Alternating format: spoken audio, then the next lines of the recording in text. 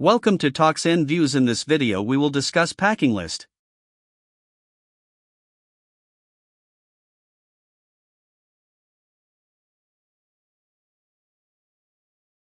Are you preparing for the CDCS examination and struggling with document examination under ISBP 821?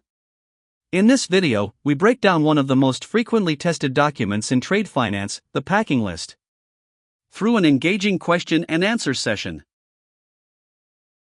Let's start with the basics. What exactly is a packing list? A packing list is a commercial document that provides details of how goods are packed for shipment. It typically includes description of goods, number of packages, cartons, pallets or containers, net weight, gross weight, dimensions, marks and numbers. Unlike the commercial invoice, the packing list normally does not indicate the value of goods. Is a packing list always required under a letter of credit? No. A packing list is required only when the letter of credit specifically asks for it. Banks examine only the documents required by the credit. If the credit does not require a packing list, the beneficiary generally does not need to present one.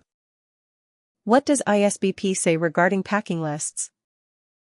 ISBP provides guidance on how banks should examine documents. For packing lists, banks check whether the document fulfills the requirements stated in the credit. The document may be titled Packing List, Packing Note, Packing Specification. The title itself is generally not important unless the credit specifically requires a particular title. Does the packing list need to be signed? Only if the credit requires it. A common CDCS exam trap is that candidates assume all documents must be signed. Under ISBP, if the credit does not require a signature, the packing list does not need to be signed. Can the description of goods differ from the description appearing in the credit? The description must not conflict with the credit. Under UCP 600 Article 14, documents other than the commercial invoice may describe goods in general terms provided they do not conflict with the credit. This is a very important CDCS examination point. Can we see an example? Certainly. Suppose the credit describes 1,000 cartons of premium cotton shirts.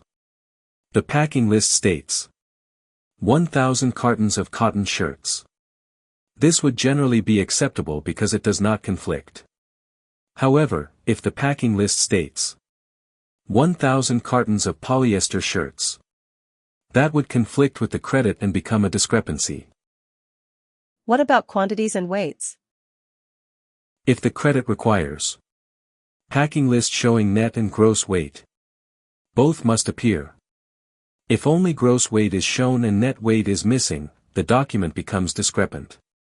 This is a favorite examination question. What happens if the packing list contains more goods than mentioned in the credit? That could create a discrepancy. Banks examine documents for consistency. Information on the packing list should not conflict with the credit or with other presented documents. Can the packing list help banks identify inconsistencies? Absolutely. Banks compare information across documents. For example, invoice quantity, packing list quantity, transport document quantity. If there is an unexplained inconsistency, the presentation may be rejected. Can we discuss a common CDCS exam scenario? Certainly. The credit requires packing list showing contents of each package.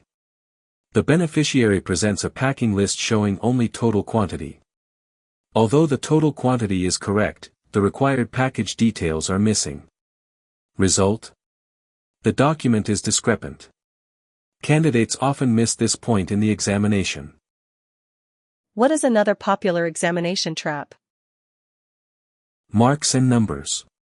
If the credit requires packing list showing shipping marks and numbers, those details must appear. Failure to include them can result in a discrepancy. Can a packing list be issued by someone other than the beneficiary? Generally yes, unless the credit specifies who must issue it. This is another area where CDCS candidates must read the credit carefully. Final advice for CDCS students regarding packing lists? Remember these 5 golden rules. 1. Read the letter of credit carefully. 2. Verify all required data appears on the packing list. 3. Check quantities and weights. 4. Ensure there is no conflict with other documents. 5. Do not assume signatures are required unless specifically stated. Mastering these principles will help you answer many CDCS examination questions correctly. If you found this video useful, please like, share and subscribe to Talks and Views for more CDCS preparation content. If you are looking for professional training for CDCS, CSDG, CITF, ACAMS, CGSS, CCAS examinations, then you can contact Trade Hunt Management on the contact details appearing on the screen right now. Like, share and subscribe to Talks and Views channel. See you in our next video. Until then, bye for now.